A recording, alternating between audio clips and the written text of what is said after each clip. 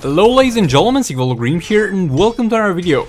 So we're fighting Robin here, and we do have Raven here, and we're on the account with Raven. This guy is stunnable, so he could have been one shot with our Harley Quinn, but at the same time we got other priorities in terms of using her because we got some nasty bosses in the tier 3, so I'd rather use other teams to clean him up because all the teams can have a good time here and deal full damage, unlike against some of the sub bosses in tier 3. We're going to have Team Flying Sakuman here with level 8 Firebox. We're going to have Dr. Fate here with level 6 Sword of Salvation. Sword of Salvation is just for power generation purposes. And we're going to have Red Hood with Null Blades in order to reduce the cost of his super move. And boy, this is the reason why I love Dawn of Apocalypse, because we can just combine artifacts from all the types of raids without having to worry about the passive stats splitting through the entire team. That allows me to have a Sword of Salvation here, greatly increasing my power generation, a nice 5.6 mil damage on that super move, and boy, we were early with that super move. Like, on a bad day it takes you all the way to 1 minute left to reach full stacks and use super move. On an average day it takes you all the way to 1 and 30 seconds to reach super move. I mean, you can reach super move real quick, but you also need to have max passive stacks. Not a special tree in there, re-engage the combo. This guy is also combo interruptible, it's gonna overall be a good time. I mentioned this in the past, like yesterday, but I got my Dr. Fate to level 60 years. He is still not built though, because I simply didn't have the time to spend the reforges. I do have the reforges, but he looks kinda lit. With that level 60 years, that update has been a long time coming.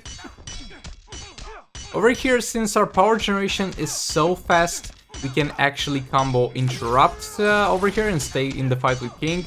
Like, yeah, obviously Dr. Fate would generate a lot of power, but he doesn't really need to right now. We're using the Red Hood with the super move with Red Hood, and thankfully he died and got King tagged in.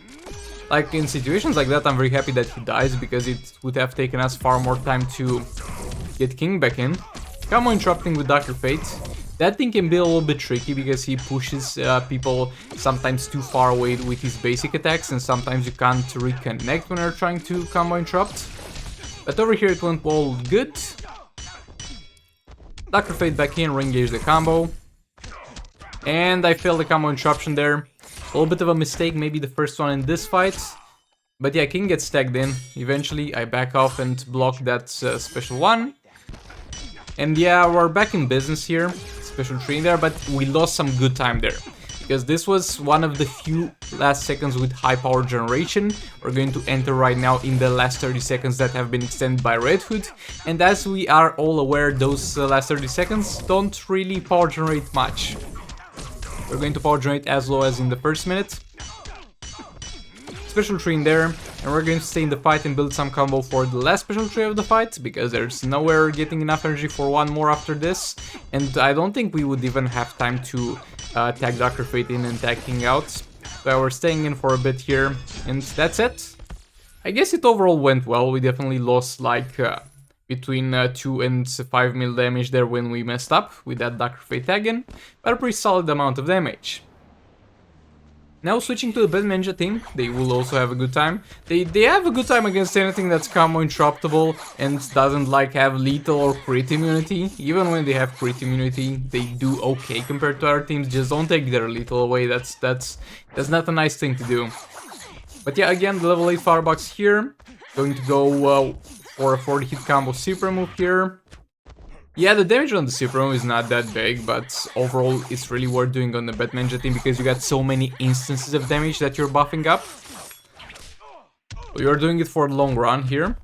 But I don't know actually why it's so low. I guess it's because they need to have so many things like crit chance, crit damage, fast attack chance, lethal attack chance, and that's what makes their attack value overall not be so high. And since the super move can't crit or lethal, those are not gonna be taken into consideration. But yeah, nevertheless, special 2 in there. And boy, the special 2, I mean, not necessarily this fight, but in a lot of other fights, gives me very weird vibes in terms of the fact that a lot of times you only use it just to have the dot damage active so that it increases your passive lethal attack damage. Also, the healing is nice. But a lot of times when I try to reset it and stuff, I notice that it deals more damage than the special 3.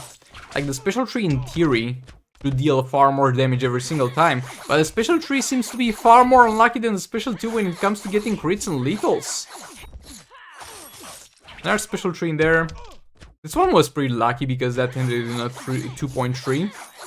You're very RNG reliant. RNG means random generated stuff, like chances to crit, to lethal. So you're very dependent on that when it comes to your special 3.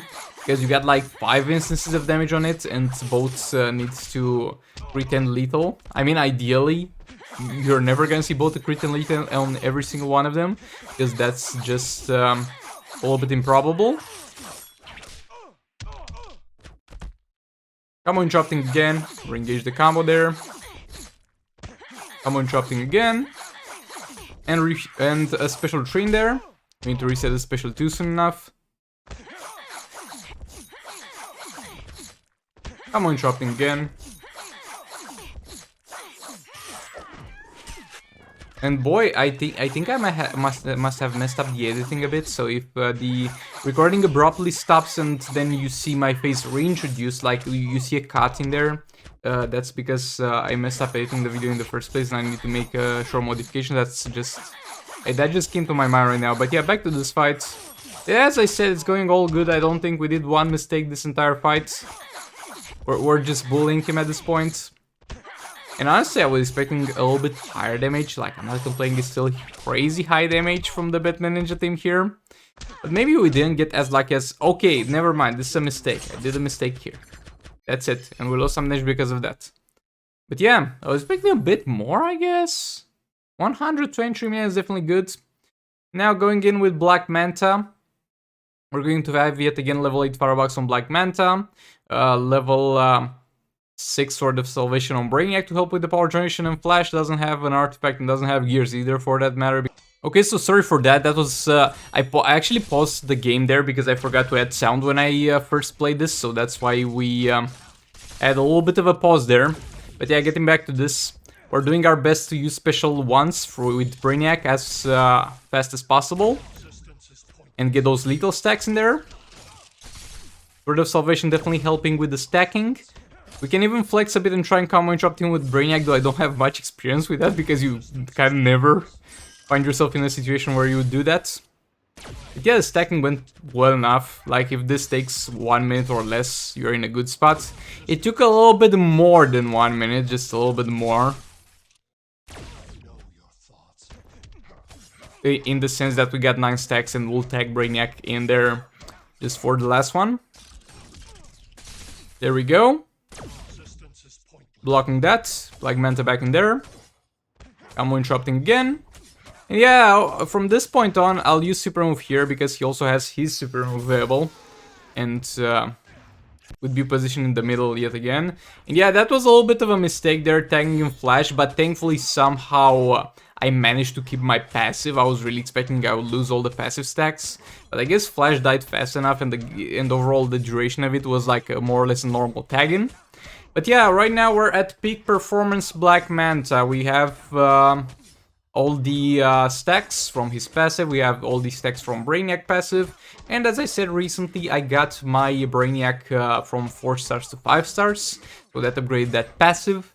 And that makes a pretty huge difference. Just keep in mind that previously, in a fights like this that went more or less optimal, I would deal anywhere between 80 million and 100 million, depending on the specific fights. So yeah, let's see how heavily that is increased. Again, we're not gonna use special 2s. This dude has no armor, so there's no need for us to reduce his armor.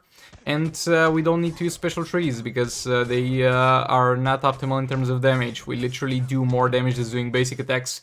Like, boy, when we do a fast attack hit on that swipe right, and when it crits and it lethals and all that good stuff, we get 400 60 million, 3 times. Somebody calculate that, please. I suck at math. But I think it's like 1 million 300. I just had a brain fart, but yeah, 1,340,000 or something like that. Or swipe right. Oh yeah, that's definitely something to look forward to. And yes, sadly we didn't manage to kill him. I think I messed up at some point during this fight, and that mess up kind of costed me another fight. That's okay because it was the cleanup team anyway, I guess. Or did we mess up at any points? But yeah. There we go, that's the cleanup team there. My boy Joker. Of course, we sped up the process a little bit, you don't need to see all of this. But yeah, I just sent him solo in there, didn't even bother assigning him a support or something. This should be done in a second, and we'll take a look at the rewards. But yeah, I'm quite proud of how the Black Manta fight went, by the way. And in terms of the rewards, my dudes, look, it's again one of those situations. Like, no, the artifact is garbage, there's no debating about that. The artifact is absolute dumpster fire trash.